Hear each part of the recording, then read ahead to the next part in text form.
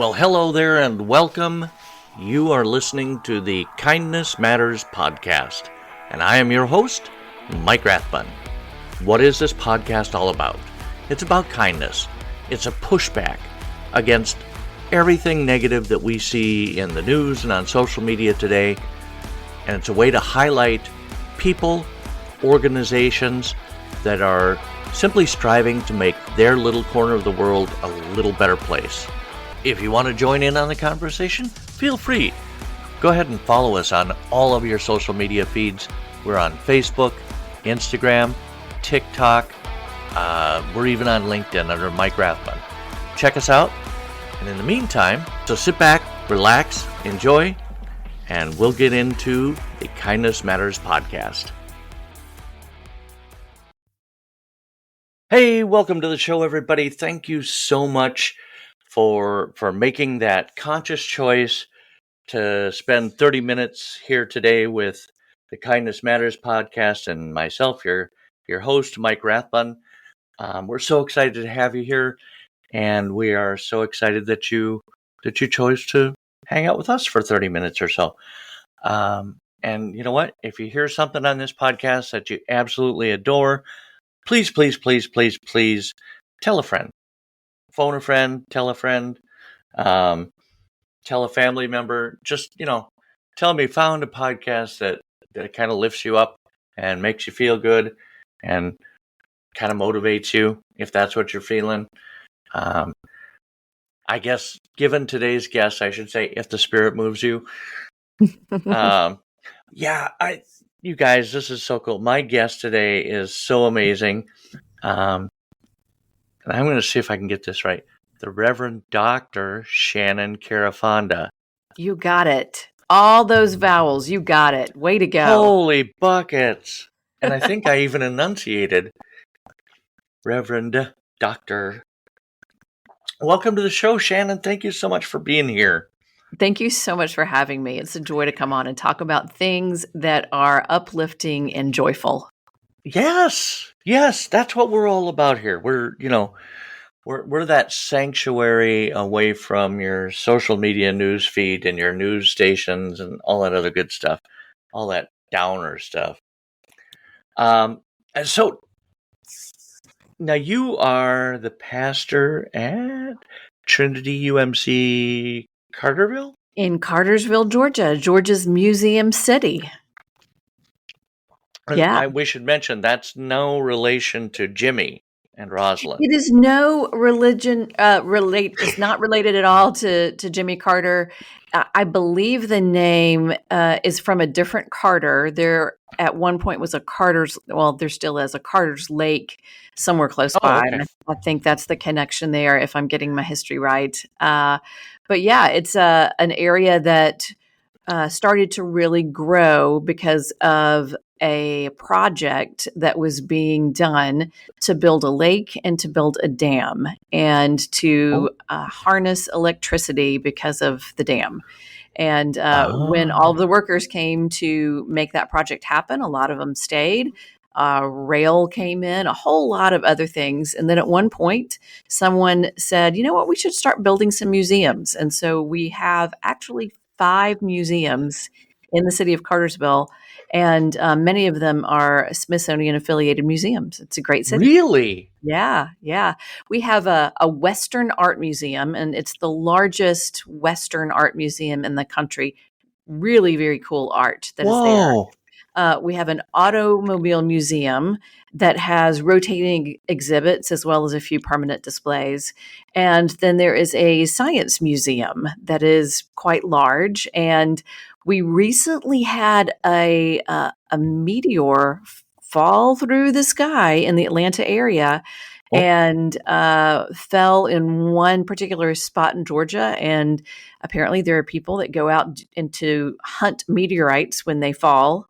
And they found it, and it's now in the museum, and they're studying it and are finding all sorts of interesting things about it. That is so cool. And now, what's the population of Cartersville? Well, during the day, it's about 100,000, and at night, it's about 25,000. Oh my goodness! So do all those people come to town to work in the museums, or Well, there's a large power plant. They work in the museums, the school system, the hospital. Got it. Anheuser-Busch has a plant here, a brewer here. And there's some carpet mills. There's a lot of industry that is here. That is Yeah. really, it's really a booming area. So cool. Now, you weren't born and raised there, right? Not in Cartersville, no. I was born in Atlanta and have lived in various suburbs around Atlanta almost my entire life. Okay. So now and as I mentioned, Reverend Doctor, and Yes. that's quite the title. It is. I tend to like to collect titles and degrees. But it's been a wild ride. When I graduated high school, I knew I wanted to go to Georgia Tech. Okay. And Ramblin' Wreck. Ramblin' Wreck from Georgia Tech. I wasn't sure what I wanted to study. I quickly discovered it was not math or science. However, Georgia Tech has a great business school. So I got a management degree with a focus on information systems. I did computer programming for quite a few years. And then one day I was on a van with the people from my church who taught Sunday school. And I was minding my own business, some halfway listening to what the associate pastor who was driving the bus was talking about. And I had this incredible moment where God didn't speak to me audibly, but really made it clear that I was being called into something, and that something was ministry, and that I needed to figure out what that looked like. And Wow. I did what any person would do. I did absolutely nothing with that for several months because I was scared. And Sure. finally, when it was time for me to accept that calling, I went to church, and after worship was going to talk to the senior pastor. He was out. That same associate pastor who was driving the van that day was there. And I said, well, that's who I'm supposed to talk to. And she said, we've been waiting for this. And from then on, it's been like a roller coaster, ups and downs, turning it Wow. upside down. Sometimes I'm queasy. Sometimes it's full of adrenaline. And it's been an amazing ride. Wow, that is so cool. And now, I would imagine that required uh, a Yeah, theology degree. I had to go back to school. That's what I was going The for. information systems degree did not cut it, although I have used a good bit of it, especially the management portion of it. Yeah, I had to go and get a Master's of Divinity degree. So I went to Candler School of Theology on the Emory University campus. It's a 3-year program. I did that. And then later on, like I said, I like to collect degrees. I was like, I kind of want one more. So I did a distance program with Boston University School of Theology. I would go up a Oh, couple of times a week, a couple of times a year, and do an intensive with a cohort of people. And then the rest of it was online. I was Zooming before Zooming was cool. And I did a doctorate in transformational leadership. And the focus was on having a growth mindset in an organization. okay. Oh, wow. So, was all of this leading you to a church, planting a church? Explain to me, please. What does planting a church Planting a mean? I've church, heard the yes. phrase.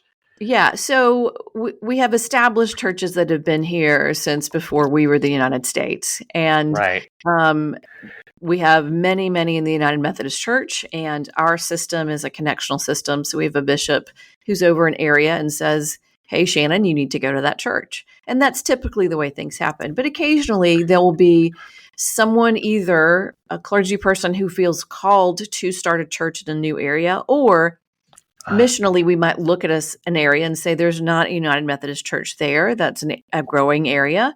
And so someone will put a church in that area. And so planting a church means, if you think about it like a garden, you don't just grow a tomato. You've got to make sure the soil is ready. You need to Yep. make sure that you're, doing all the things to cultivate a good area for something to be planted and grown. And so we talk about planting a church because you don't just start a worship service. You've got to get a Right. crew, a team of people together who want to do that. It takes a very specific mindset to do that. And then you need some resources and funding, and all of that is a big part of it. So Okay. I had just gotten commissioned as a minister. So at that point, I was just the reverend, not the reverend doctor. And a friend of mine was planting a church. And when I heard he was planting a church, God was like nudging me again. You need to call him. You need to be his associate. Well, you don't plant a church with an associate. Like there's usually not a need for that. Okay. But I called him and I said, you need me to be your associate. And he's like, okay, tell me more.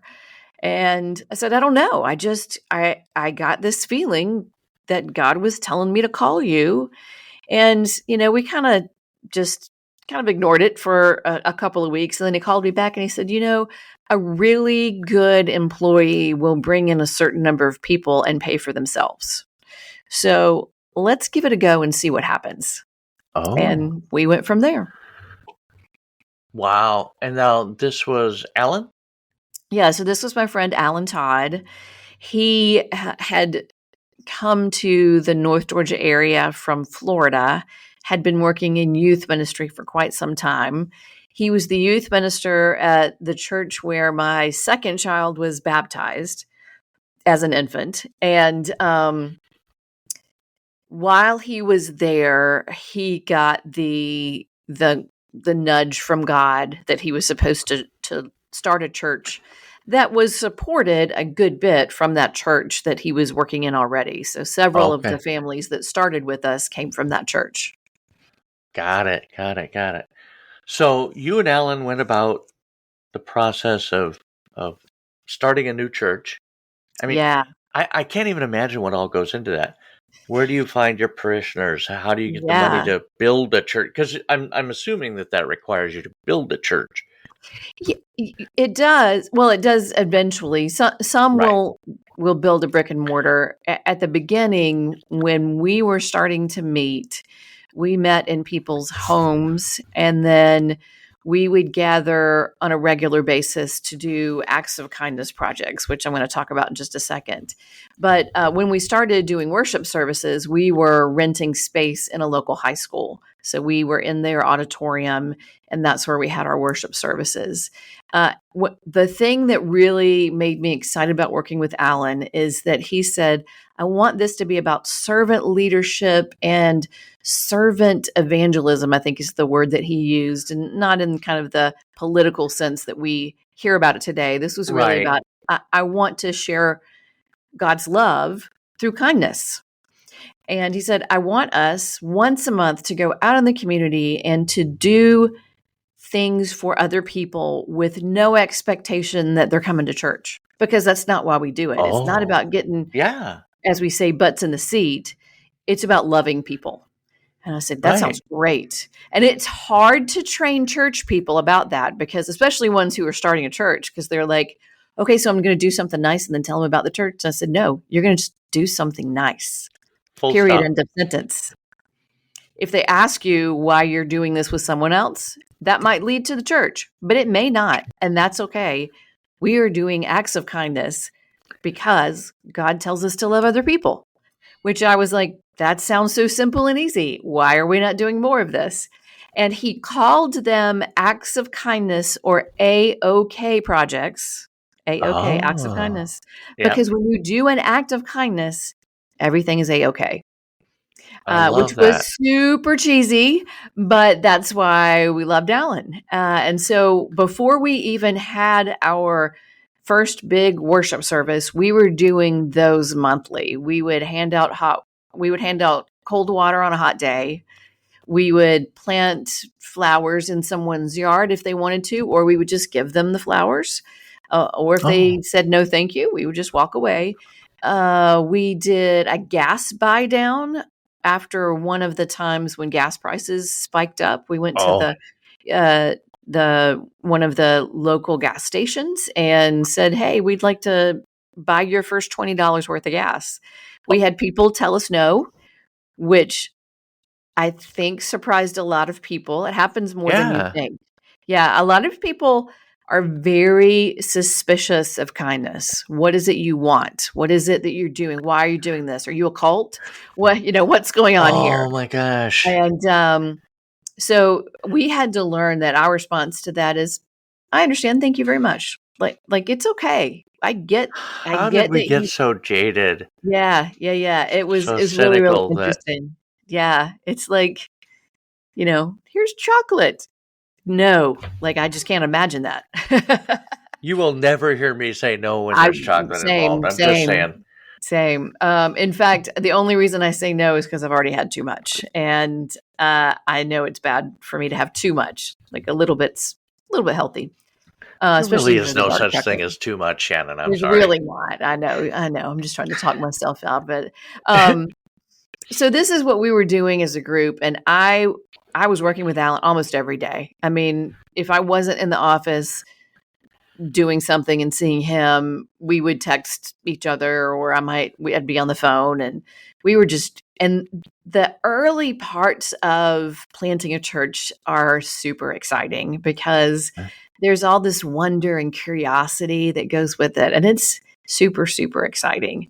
But unfortunately, the week before we were going to have our big worship service, where this is our launch service, is what we called it, our big Okay. public worship service, where we're going to start the church, right? This is like day one. A week before that happened, Alan passed away suddenly. He was, in this, he died. We're pretty sure it was a heart attack. It was very quick. There weren't really a lot of signs or Oh my anything gosh. that his family knew of. But he had come home from work. I remember the last time I saw him. He had been painting a rental house. Someone that he knew was moving out of his rental house. And so he had gone and painted, and he came in and he had on like these painting overalls with paint splattered all over. And I was feeling down about something, and he spoke words of encouragement and life into me and made me feel better. And then he went home and got changed, and he cooked a meal for the family that was moving out and moving into their new house. Oh my gosh. And they had packed the meal into the car. It was him and his wife and his girls. And he went to turn on the car. But before he could engage into drive or anything, he just slumped over the wheel. Holy cow. Yeah, shocking, but like so many little things in there were just these moments of hope in the middle of all of the Yeah. mess. That church did go on to launch. I preached that first service, kind of got us going. We had another pastor in there at one point. It did really well. Ended up merging at one point with another church, but I could not let the idea of acts of kindness go. I just thought there's Yeah. something to AOK projects that is the secret sauce of life. When you do kindness, it's a superpower. It And it's is. not a superpower because you're doing something. It's a superpower because of the connection that happens between you and somebody else.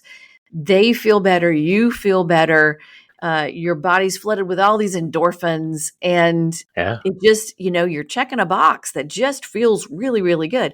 But I have come to discover it's not just the two of you that feel better. People who witness an act of kindness feel better. And when we tell a story of an act of kindness, the people who are listening feel better. And to Yes. me, that is the secret sauce of life. Absolutely. Yeah. Oh, that is so cool. I going back for just 1 second, I can't imagine that first sermon after Alan Mm. passed. That what you had to Yeah. work up inside of yourself to get that out. Yeah. I remember what I leaned on was that God is making all things new. And there's two places in the Bible where that language is used. One is in the book of Revelation, where the mess is in front of us and God turns it into something beautiful. And there's no more crying and no more mourning and no more weeping. And God is making Yeah. all things new. And the other one is in one of Paul's letters. And he talks about God is making all things new. And isn't that a great and wonderful thing? And so I leaned into that. And that has become one of my favorite scriptures for that reason, because it reminds me there's always a mess, but there's Yeah. always a way for it to be transformed. And that, I really believe that AOK projects, although I have changed that phrasing. I was just going to ask you about that. Yeah. So, uh, only a few people who were there at that early time knew that language around AOK projects. And so this was before social media, so there weren't hashtags. Things weren't branded in the same way that they're branded now. But I was at another church at this point, and another colleague in the North Georgia area in the United Methodist Church sends me an email and says, "I am trying to do a conference, and I'd like for you to come speak." And I, to this day, swear that he said in the email, "I am trying to get the holy mischief makers of the conference together to talk about mission work." He says, I never said those words together, but that's what I remember. And I thought, holy mischief. I don't know what that is, but I want to do it.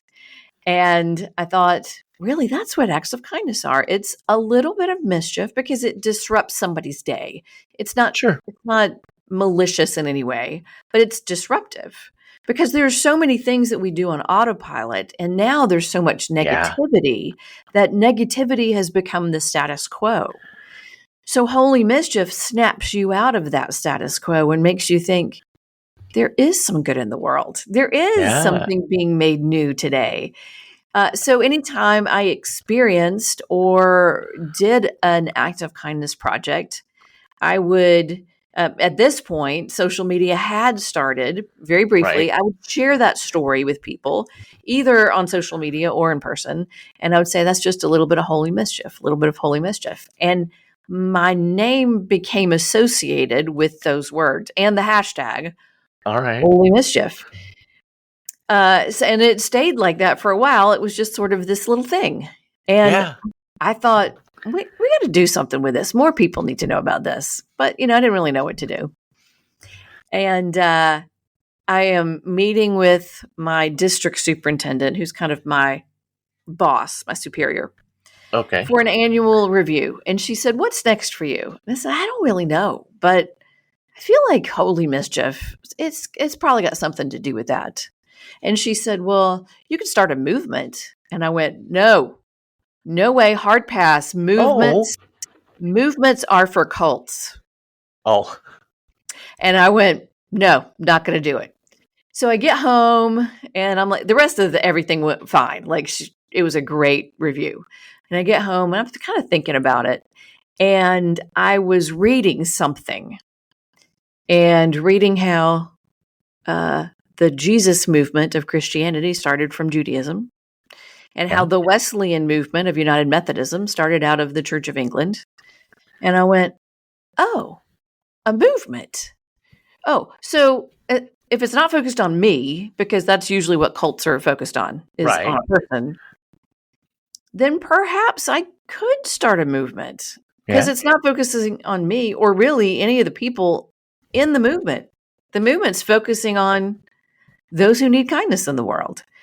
And I'm like, well, if there is a book on how to start a movement, I haven't found it or haven't found one that I would really trust necessarily. So there's no movements for dummies? There's no movements for dummies. I did look. I really have. I've done my best.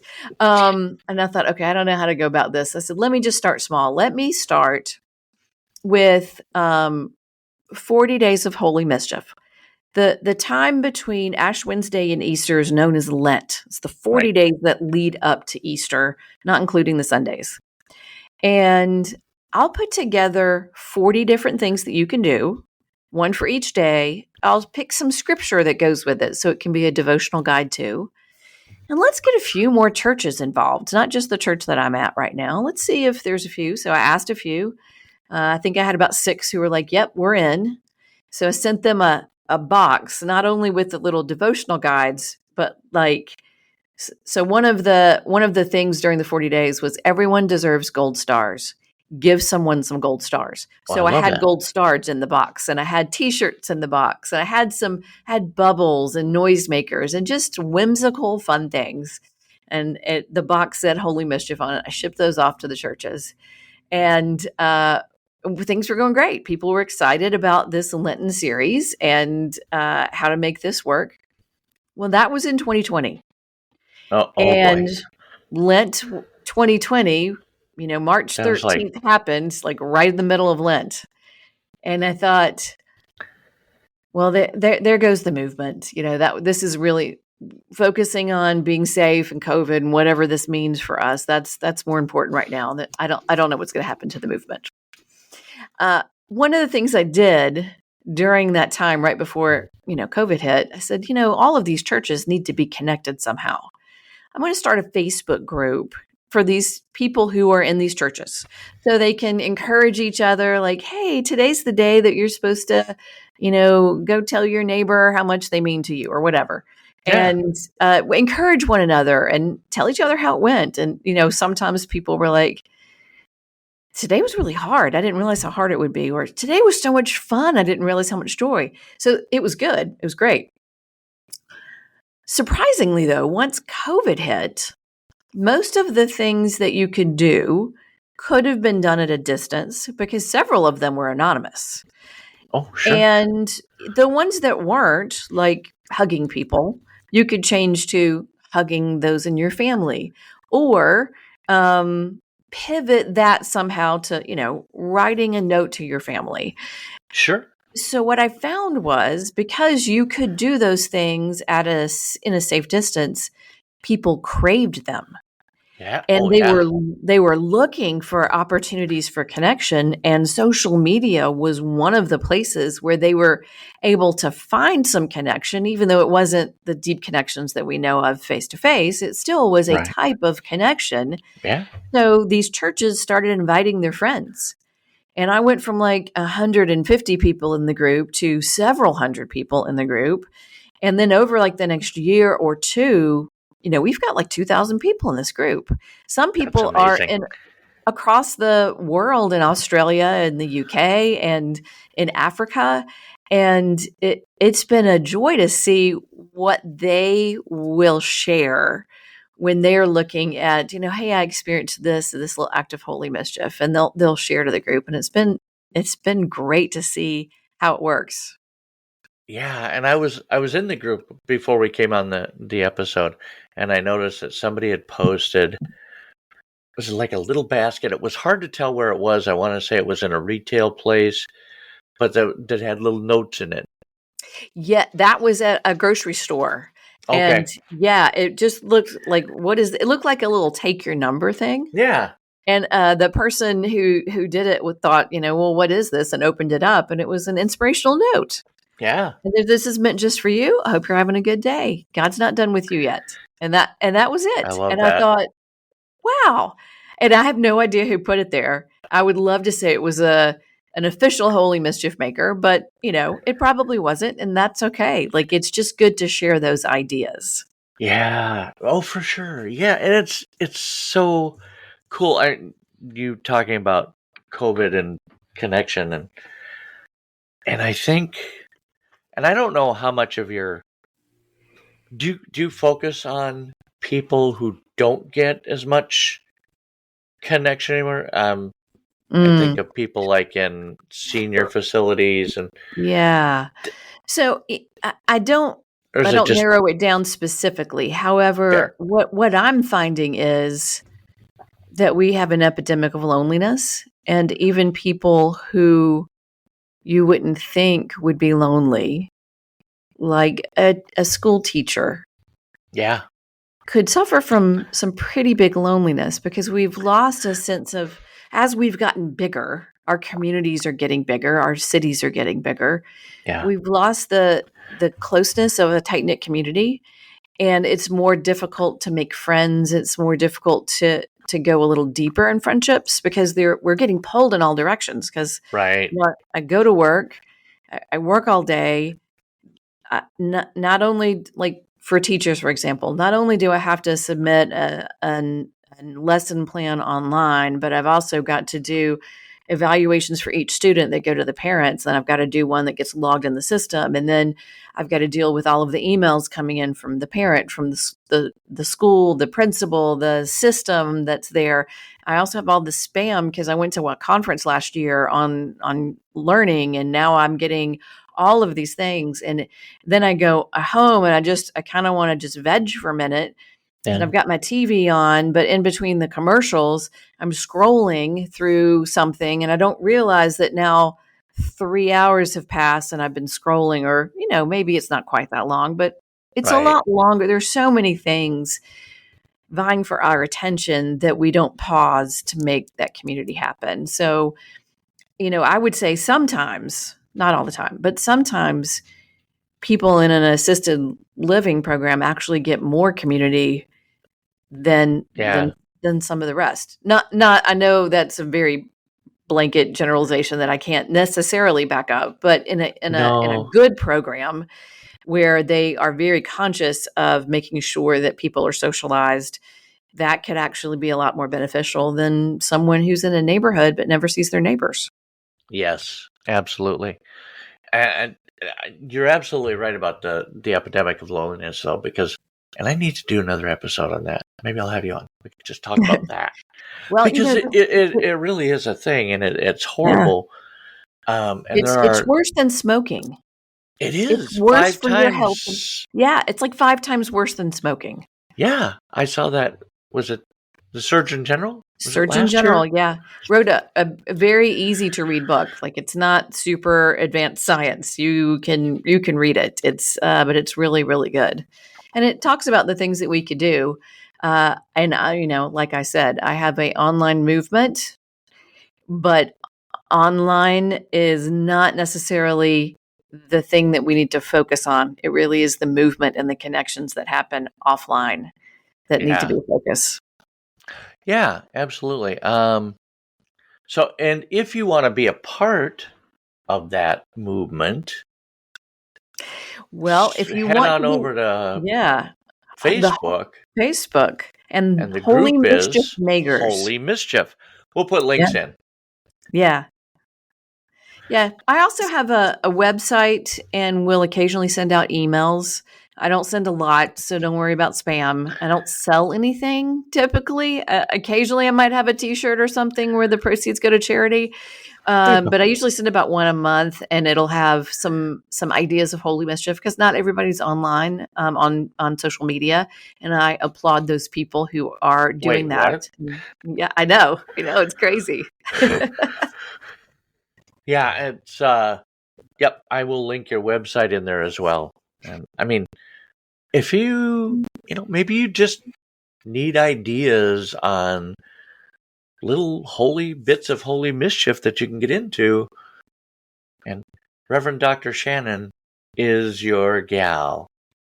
Yeah, I'll tell you one that I did this week. I was going to be connecting with a couple of people that worked at United Way, and we were going to be meeting at one of the community college campuses here. And she's like, yeah, we're going to show up with popsicles and we're going to pass them out to students and teachers. And I was like, oh, we are? Yes, we are. And so we did. And we didn't have a permit or permission. And if they said no, we would have put it back in the car. But you would have thought we were passing out gold, because, we live really close to Hotlanta. It's hot. It is very hot here. It was 98 degrees that day. And we went like that day. They purchased the popsicles. They went to Bon Pops. Like, they didn't just do generic. They went and yeah, it was great. Yeah, they had like a cooler with, stuff packed around them. They had it done right, yeah. Well, it's probably something that they do quite often. This is United Way, did you say? Yeah, United Way of Bartow County. They know this stuff. They know how to do that. They do. They know their things. Well, Shannon, thank you so much for being on. I really appreciate this. I am motivated now. I am inspired. and you are doing such amazing work, and I really, really appreciate you. Thank you, Mike. I've really enjoyed talking about this. That's fantastic. We will talk again soon, and you take care. Stay cool. Thank you. I want to thank you for taking this time to listen to the episode today with my guest, the Reverend Dr. Shannon Carafonda. Got it right again. I hope you're able to take something positive from the time that you spent here with us today. Maybe you'll be inspired. Maybe you'll be motivated. Maybe you'll be moved. If you experienced any of those positive feelings, please consider sharing this podcast with your friends and family.